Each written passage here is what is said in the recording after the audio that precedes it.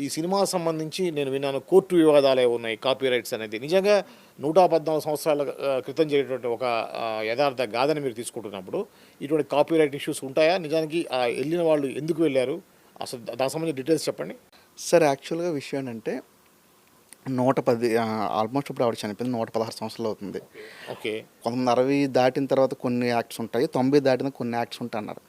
So, నేను purely చేసింది public డొమైన్‌లో ఉన్నది చేశాను. సో, పబ్లిక్ డొమైన్‌లో చేసుకుంటూ ఒక వ్యక్తి నేను ఒక నాటకం చేశాను. ఆ నాటకాన్ని పుస్తకంగా రాశాను. ఆ పుస్తకం వీళ్ళు కాపీ చేసి సినిమాగా చేస్తున్నారని చెప్పి అంటున్నారు. కానీ అదంతా అబద్ధం అండి.